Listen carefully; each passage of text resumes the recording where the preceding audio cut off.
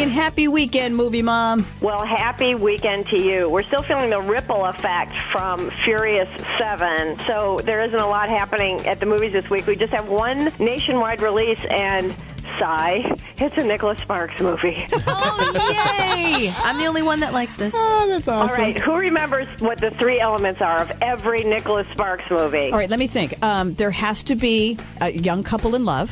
Oh, come on. Let's get better than that. We've got a body of water, letters, and somebody dying. This one has so much water in it. Not only do we have the Atlantic coast, but there's actual sex in the shower in this one. Ooh. Oh. The star of this movie is not Clint Eastwood's son, who looks like him, only better looking. The star of this movie is the abs of Clint Eastwood's son. They are just very fine. And this is just another dumb Nicholas Sparks movie, you know, where everything's kind of in soft focus and people frolic on the beach and fall in love and are incredibly tender and have heartbreak and all of that. I wish I could tell you it'll all be happily ever after. Not everybody gets that. You did. Love requires sacrifice, but it's worth it.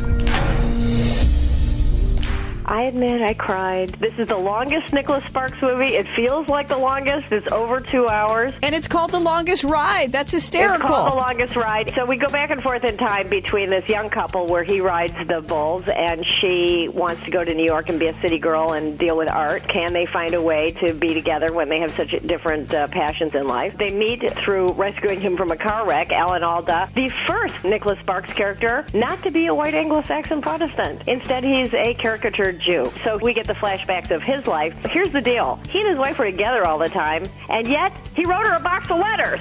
We got to have the letters. Nicholas Sparks movie, Movie Mom. Really? Okay, here's how we know we're not dealing with reality. When Scott Eastwood asks this girl out on a date, he explains to her that when you go on a date, I come pick you up and we go to dinner. It's not like I text you and we hang out. And this is like a new concept for her, so that's how we know it's a fantasy. What can I say? One of my favorite authors once said, indefensible but irresistible. Okay, so that's the only movie that's in theaters this week. And not much is happening on DVD either, except a little overlooked film from last year. If you like sort of 70s Al Pacino films, this is like the Al Pacino film he never made. A Most Violent Year with my heartthrob, Oscar Isaac. Love him. Jessica Chastain, who just fizzles in this story of borderline criminal activity in the 1970s and the fight between oil delivery companies. It's a really terrific film. Nothing much happening next week. We do have the Disney nature movie, Monkey Kingdom, which looks good. What we're excited about is in the first week of May, we have, what's the movie again? Avengers Age of Ultron. Thank you very much. Super excited about that. I think it was not very nice